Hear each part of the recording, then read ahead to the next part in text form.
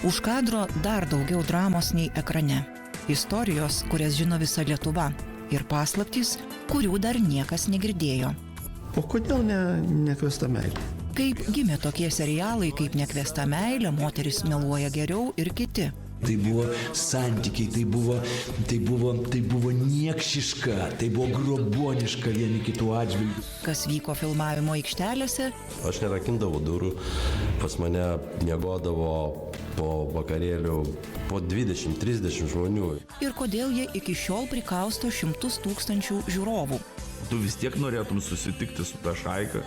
Dokumentikos ciklas apie legendinius lietuviškus serialus nuo balandžio 7-21-25 tik per Lietuvos ryto televiziją.